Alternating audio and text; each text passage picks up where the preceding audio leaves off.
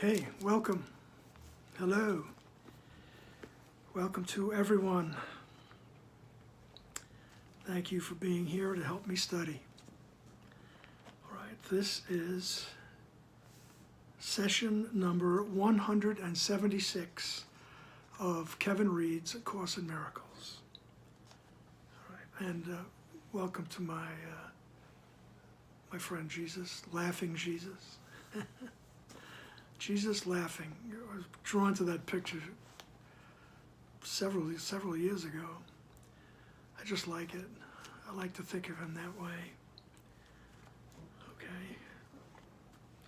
So, session number 176, chapter 22, which is Salvation and the Holy Relationship.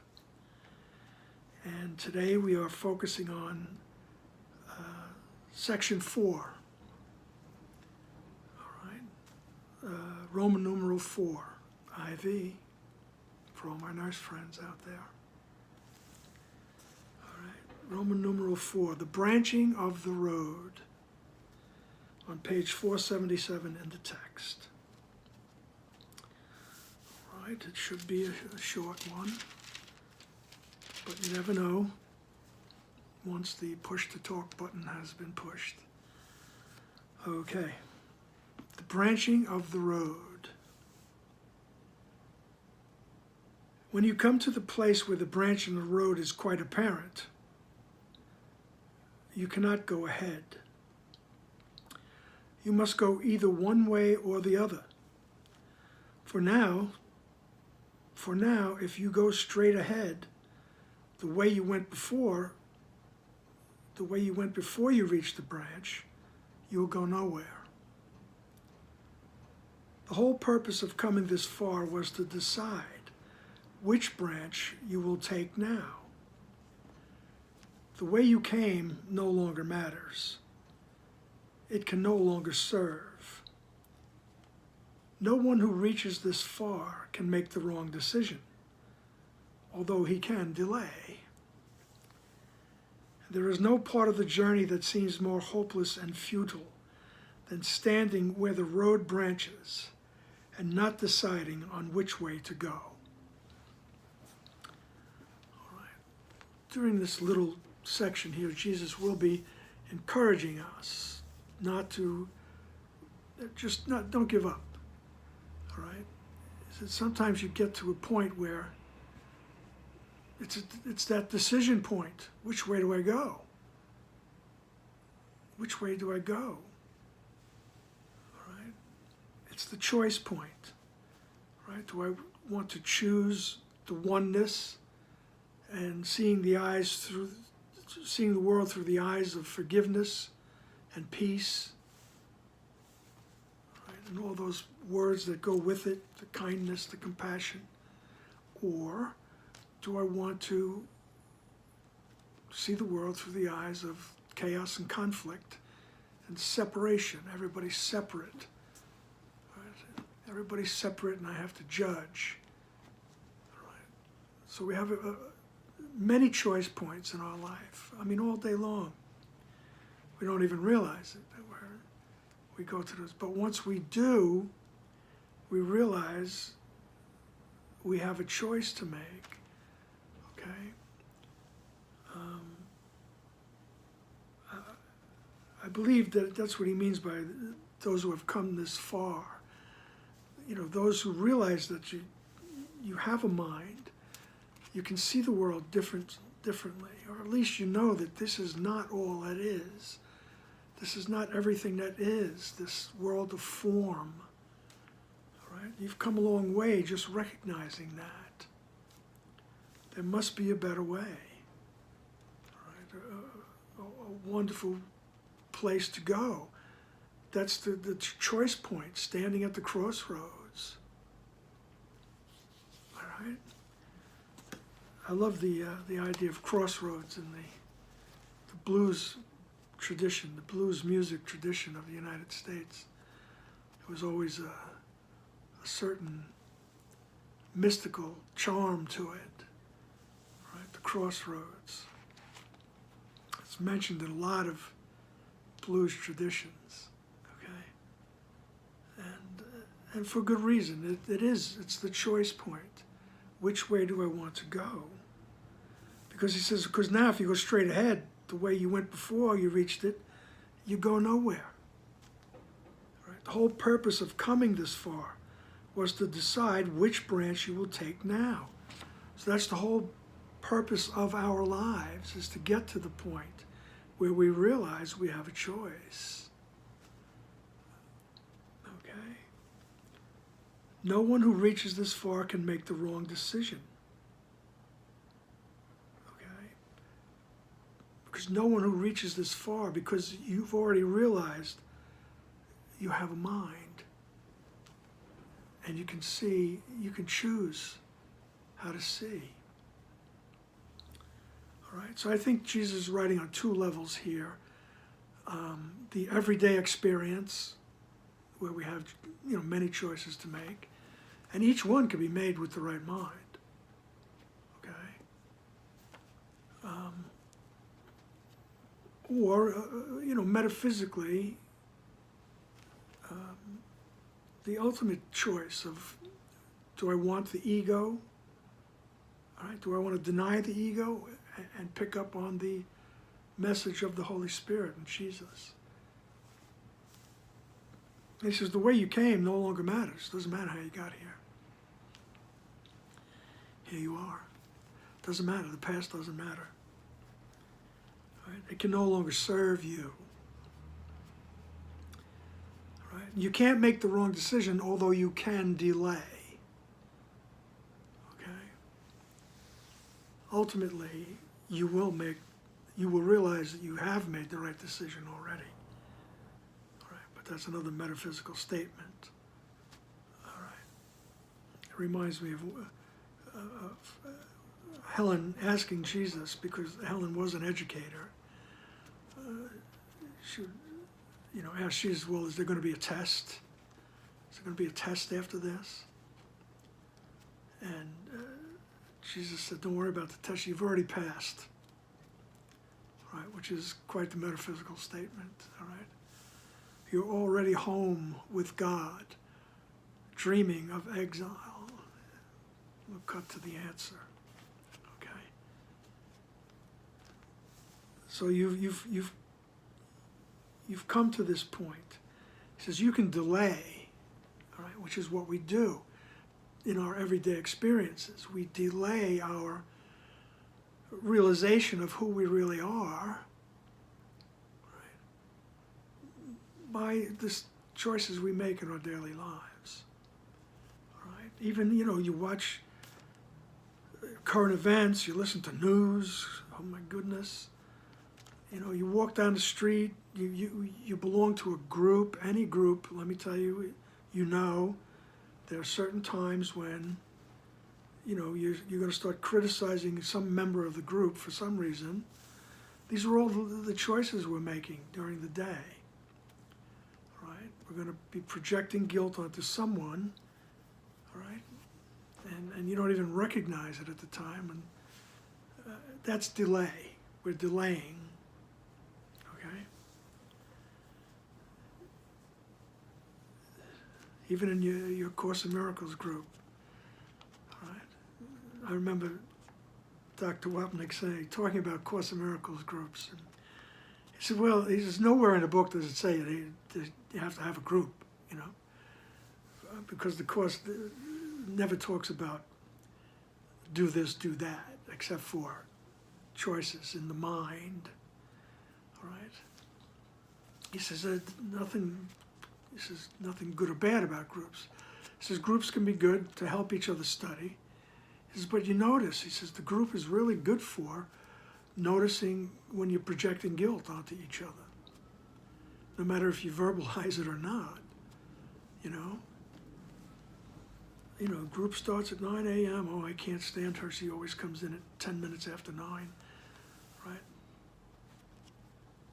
I can't stand him. He's always, sucking all the oxygen out of the room with his astute knowledge, right? Whatever. Those are delays. We're delaying, right? So no one who reaches this far can make the wrong decision. He says, sooner or later, when you get to that ultimate choice point, you will make the right decision. You'll see that you have made it. Okay, I hope I'm not confusing you. Maybe that's why Jesus is laughing. Make it more complicated than it should be.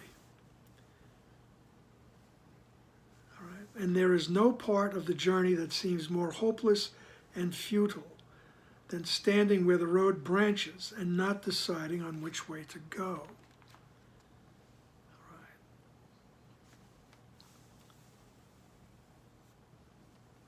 All right, so this is, you got to make, I mean, he's told us in the previous sessions, recent sessions, there's no neutral, there's no little safe spot. You're either going one way or the other. All right. Paragraph 2. It is but the first few steps along the way that seem hard. All right. For you have chosen, although you may still think that you can go back and make the other choice. This is not so. A choice made with the power of heaven to uphold it cannot be undone. Your way is decided. There will be nothing you will not be told if you acknowledge this. Right? This is not, the freedom you have is to make the choice for oneness or the ego. All right? On some deep level, anyone who's studying this course, or any truly inspired spiritual path, of which there are many, and many teachers, right? Once you have decided, he says the power of heaven is upholding you, right? And it can't be undone. Ken used to say Jesus has his, like a salesman, door-to-door salesman in the old days. Just get your foot in the door so you can't close the door. Excuse me. So once you've decided that you want to see correctly, all right, he says Jesus has his foot in the door. You can't undo that decision. All right? You can't run away from it. You can delay. So that's the best you can do, is delay. Right? He says, you may think you can go back and make the other choice. But once you have, at some point in your life, saying, I want to see the truth. I want to see what love looks like. What is true love?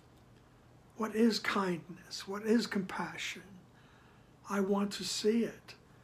Right? On deep levels, you have made this decision. And he says, once you've made that decision, it can't be undone. All right? And why would you want it to be? A choice made with the power of heaven to uphold it cannot be undone. Your way is decided. He says, once the journey has begun, the end is certain. Right? No matter how many detours we take, no matter how much we delay, all right, the outcome is decided. You will, at some moment, you will remember who you truly are. You will remember your connection to your Creator, and you will extend that. You will extend that awareness. Not in form, not necessarily in form. I mean, some people do, but just your thoughts, because the mind is one. Right? You will be extending that knowledge. And he says, and along the way, he says, like take heart, along the way, there will be nothing you will not be told. Like I said, Jesus loves those double negatives, right? Everything will be revealed to you along the way, as much as you can take in, and bits and pieces, if you can only take bits and pieces. If you can only enter the cold lake a little bit at a time, right?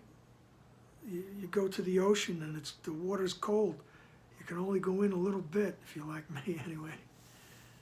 And in time, you go in further and further until you can just dive in there, okay? This is what he means. There's nothing you will not be told. Awarenesses will come to you, right? If you acknowledge this, if you acknowledge that you're on your path, okay?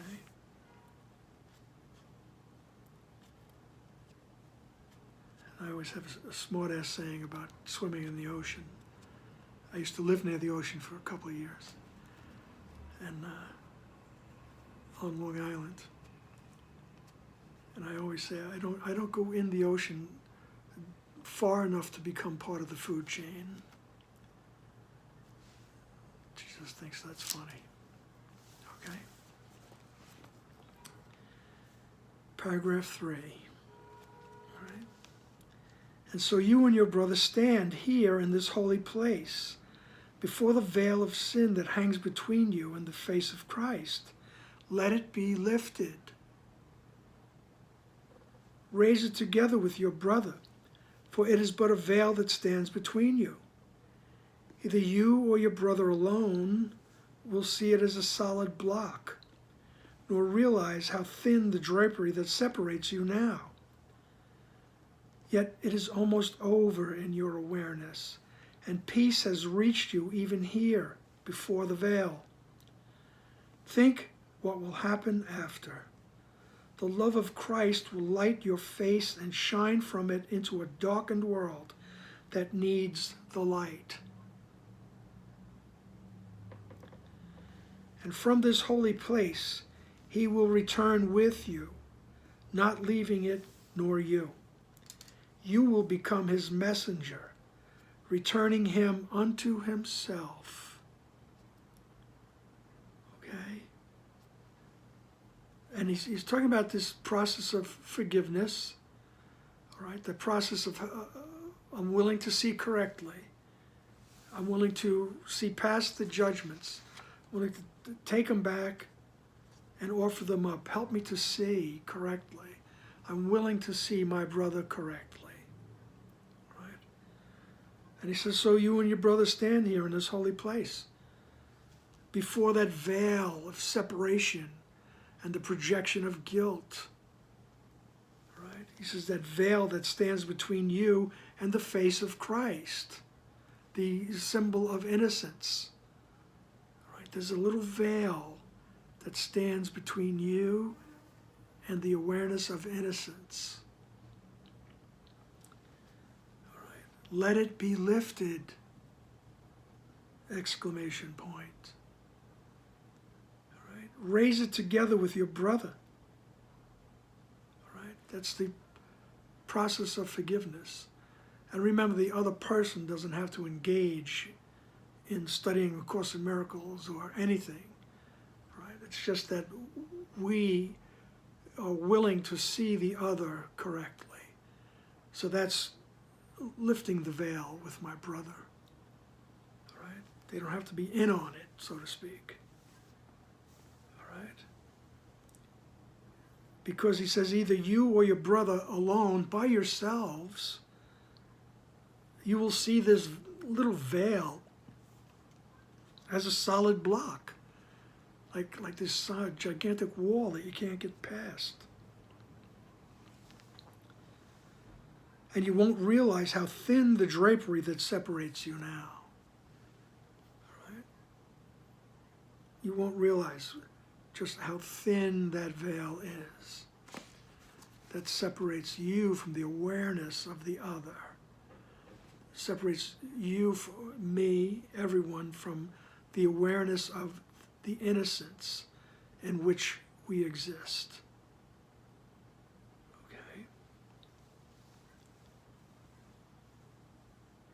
Yet it is almost over in your awareness, right? And peace has reached you even here before the veil. Even before we totally say no to the ego, even before we become totally aware of our innocence and our place in the innocent universe. It says, peace has reached you even here. Okay? Think what will happen afterwards. All right? When the veil is lifted. All right? And you'll see as you practice, as you dedicate your willingness to seeing correctly, to having my perceptions corrected. Right? I see something in the world and I translate what it means. And I ask, help me to see it correctly. Right? And little by little, these awarenesses of peace reach me. Right? My life becomes more and more peaceful, no matter what is going on around me.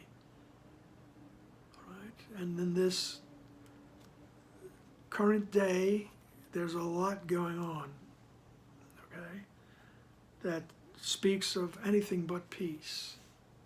Okay? Let that not delay us. All right? We want to see through the eyes of peace.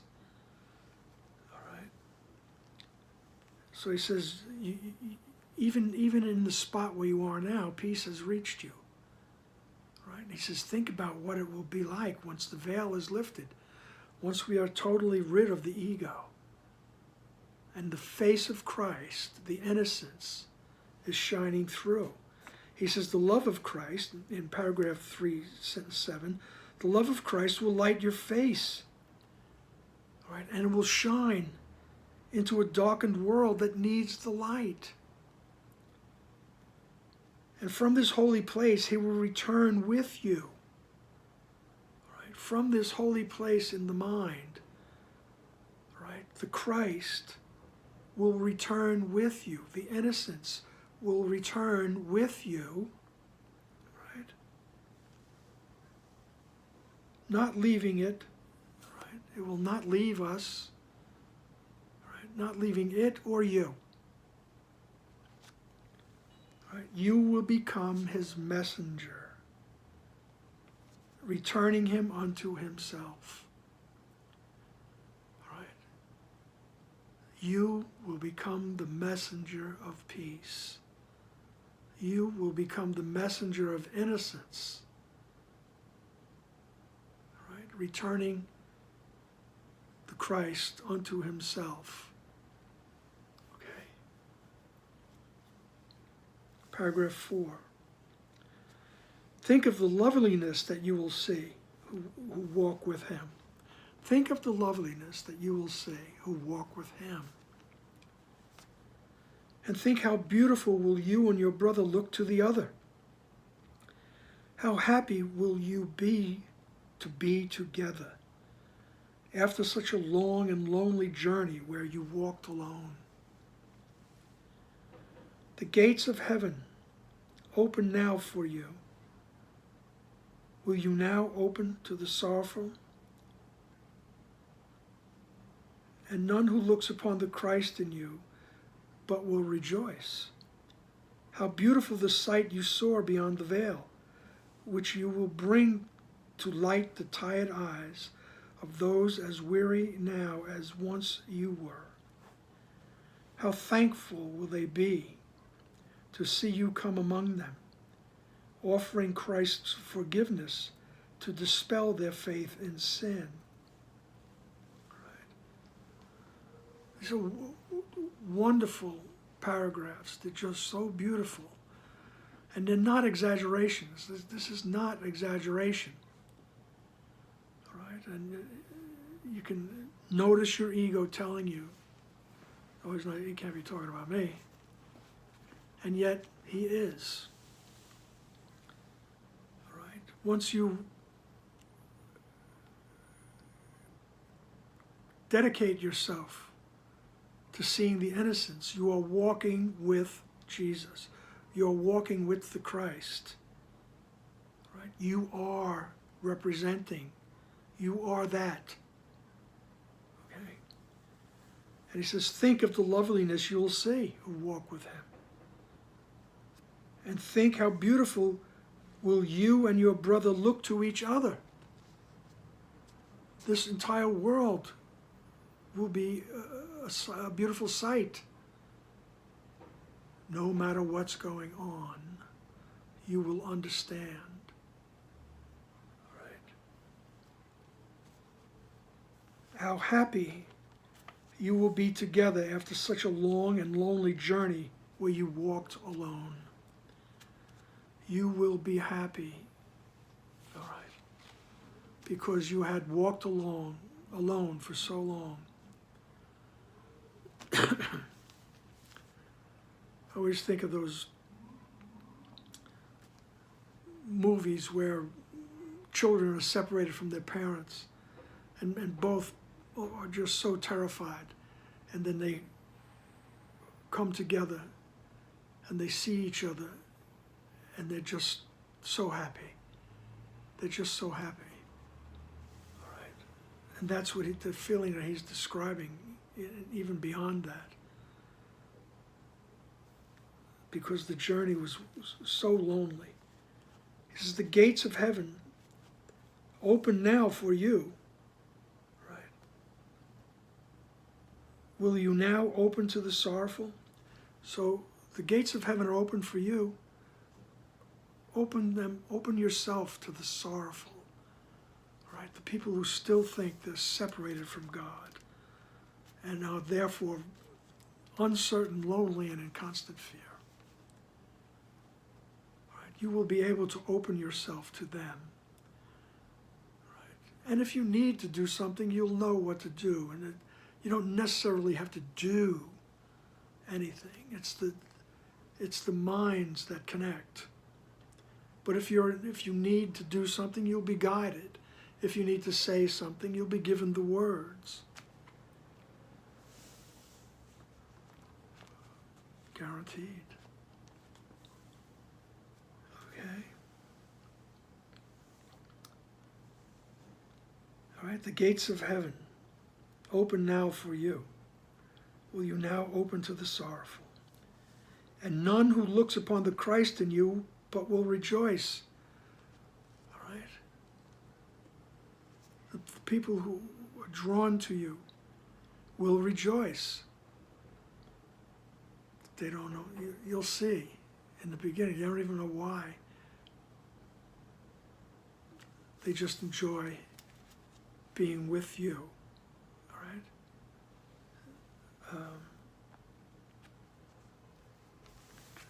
And once again, this is not necessarily in form, but also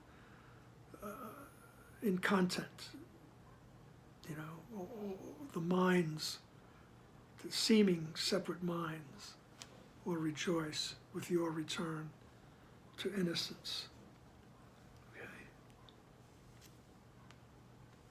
And none who looks upon the face of Christ in you, they'll see the innocence and recognize their own, and they will rejoice. How beautiful the sight you saw beyond the veil. All right, you see the sight beyond that veil that lifts, that veil of separation that lifts, and you see the innocence, the total innocence, and you become aware of it, and you absorb it, and you are absorbed by it.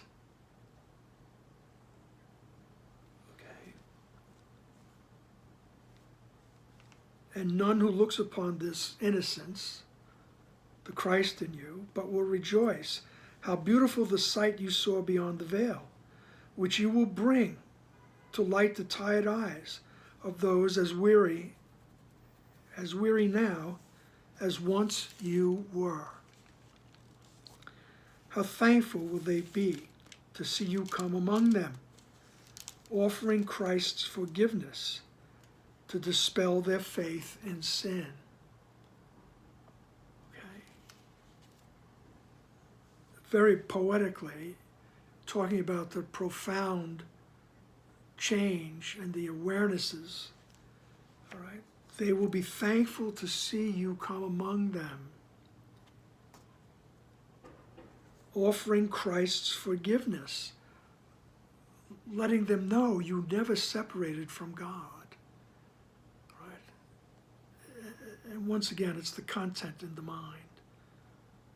Right? Letting them know that they're not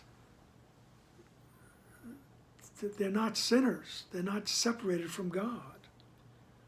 You offer Christ's forgiveness to dispel their faith in sin, to dispel their faith in separation from their Creator, which just causes complete chaos. Okay. Paragraph 5. Every mistake you make, your brother will gently have corrected for you. For in his sight your loveliness is his salvation, which he would protect from harm.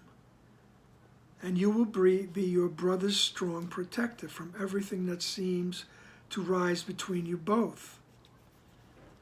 So shall you walk the world with me, whose message has not yet been given everyone. For you are here to let it be received.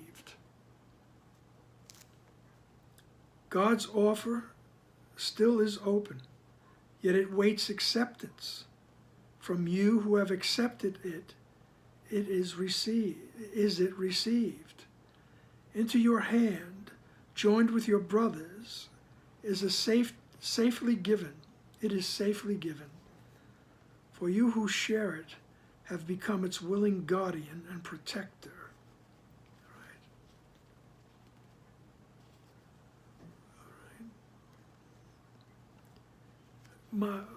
My brother reflects my innocence. When I see my brother correctly, he reflects my innocence and therefore corrects my error. All right? For in his sight, your loveliness is his salvation. All right? It's that giving and receiving. When I see the loveliness of the innocence in the other, when I become aware of it, it becomes my own salvation, my own freedom from the thought of separation. All right? For in his sight your loveliness is his salvation, which he would protect from harm. And you will be your brother's strong protector from everything that seems to rise between you both. All right? And so shall you walk the world with me. All right, Jesus is telling us. All right, you will walk the world with me, with my awareness. All right, you will be one with me. All right, you will walk the world with me, whose message has not yet been given everyone. So we will walk the world, so to speak, extending the message of forgiveness, all right? Because that message has not been received by everyone. Okay? He says, for you are here to let it be received. That is our purpose, is to become aware of the innocence and extend it. Okay? So you're here to let that message be received. All right? That is our purpose. That is what we can use the form for. All right? God's offer still is open, yet it waits acceptance. Okay? God is always offering the awareness of forgiveness and innocence. But it waits on my acceptance. From you who have accepted, it is from you who have accepted it, it is received. Into your hand, joined with your brothers, is it safely given. For you who share it have become its willing guardian and protector. All right? So joining with the others, right? Being willing to see correctly, right? You become willing. You become a willing guardian of the innocence, right? And a protector of the innocence.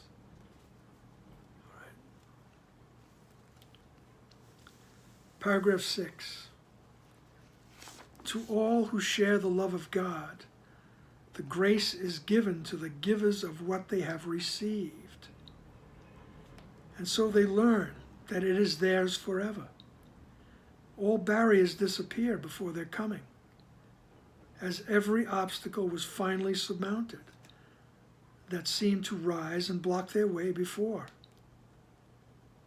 This veil you and your brother lift together opens the way to truth, to more than you.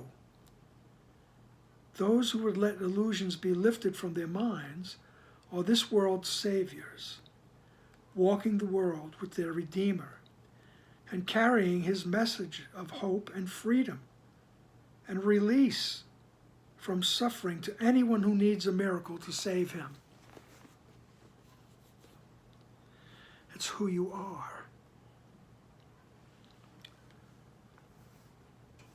All right. Those who would let illusions be lifted, I'm willing to see correctly. I'm willing to have my illusions lifted. You are this world's saviors. All right. Because what people are being saved from are the beliefs in separation. All right? That's what salvation is, to be freed from that belief that I am separated from the mind of God. I am separated from love. All right? And now I just run around like a nut. Excuse me.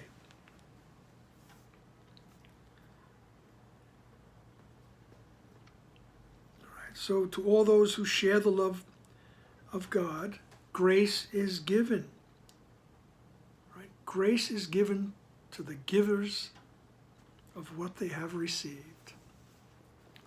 I have received the awareness of my innocence and freely give it away. It is inexhaustible. There's no limit to the supply of the innocence. So we give it away. And that grace is given to us. Right? And so they learn that it's theirs forever. Right? And he says, all barriers disappear. And every obstacle, all those obstacles to peace we were talking about, are finally surmounted. And he says, this veil that you and your brother lift together opens the way to truth. And it opens the way to truth to more than you, to the entire world, the entire cosmos, every living thing, all sentient beings, let's put it that way. All right. So those who would let illusions be lifted, that's you. All right, because you're on the road asking, help me, I'm willing to see correctly. That means you're willing to have your illusions lifted. All right, as much as you can. Don't try to force anything. All right. Those who would let illusions be lifted from their minds are this world's saviors. All right. You carry the message of hope and freedom. And you carry the message of release from suffering. Once I think I'm separated from love, I am suffering. Right? You bring that message of release from suffering to everyone who needs a miracle to save him. To everyone who needs that miracle that that awareness that you have a mind. And you can go to that part of the mind that remembers who you are to help you see correctly. Right? You bring this message. You bring this release from suffering to everyone. Right? You don't have to, there's no exertion here. Right? You just have to tune into your mind and dedicate yourself to seeing correctly, to see the truth, to see through the eyes of peace, any way you want to put it in words. Words are just form. What we're looking for is content. We're looking for the love that is indescribable. All right? And in paragraph 7, he says, how easy is it to offer this miracle to everyone? No one who has received it for himself could find it difficult. For by receiving it, he learned it was not given him alone. Such is the function of a holy relationship. To receive together and give as you're received. Standing before the veil, it still seems difficult. But hold out your hand, joined with your brothers, and touch this heavy-seeming block, and you will learn how easily your fingers slip through its nothingness. It is no solid wall, and only an illusion stands between you and your brother and the holy self you share together. All right? So, Jesus and Helen Schuckman are much better poets than I am, and so they say it in such a wonderful way. As they're saying, there's no exertion. There's nothing you have to strain to do. He says, how easy is it to offer a miracle to everyone? You just have to choose to see correctly. You just have to be willing to see the innocence. And that's how easy it is to offer this miracle to everyone. No one who has received it for himself could find it difficult. For by receiving it, he learned it was not given him alone. It's not just for me. Right? It's the oneness. It's the idea that there is no separation. Right?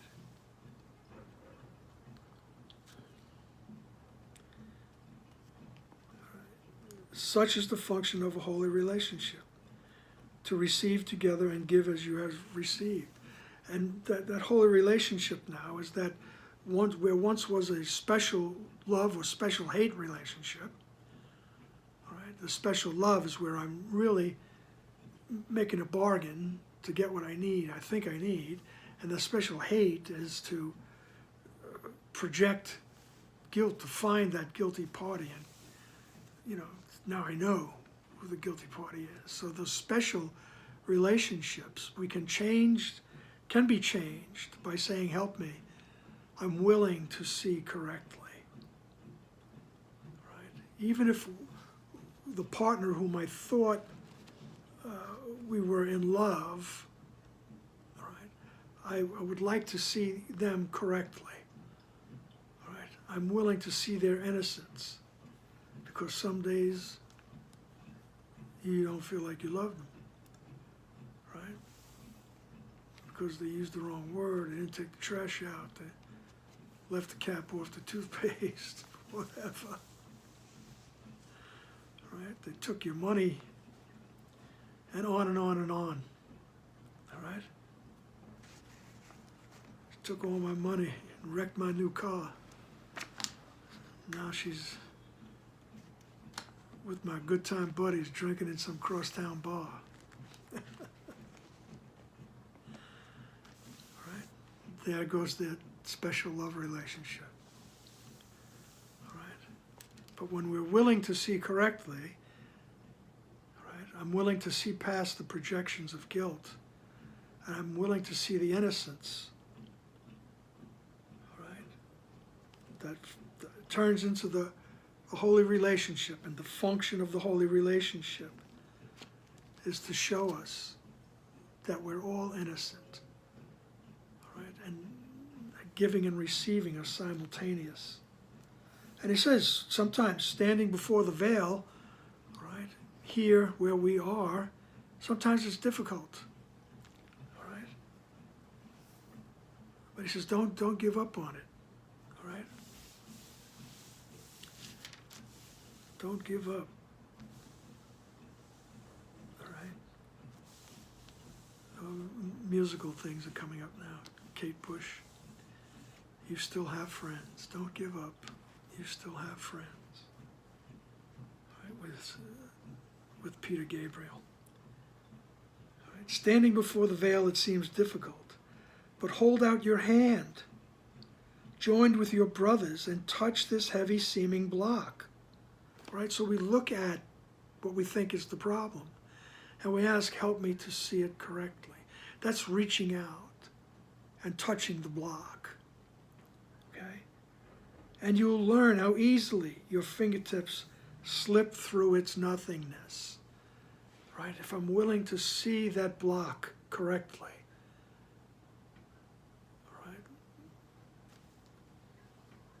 and when I'm willing to do that, I am joined with the other. I am joining with the other, right? And we reach out and touch that block, that thing that we think is so horrible, it's insurmountable. And he says, you'll see how your fingers go right through it. See how easily your fingers slip through its nothingness. It is no solid wall. And only an illusion stands between you and your brother, right?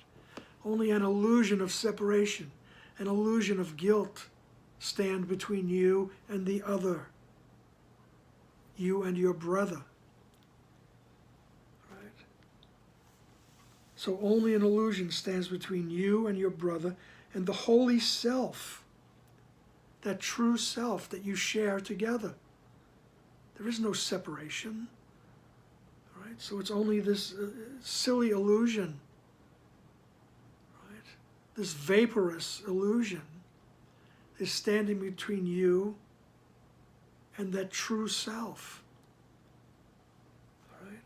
Only an illusion stands between you and your brother and the holy self that you share together. Okay? And each moment brings a choice point, a crossroads.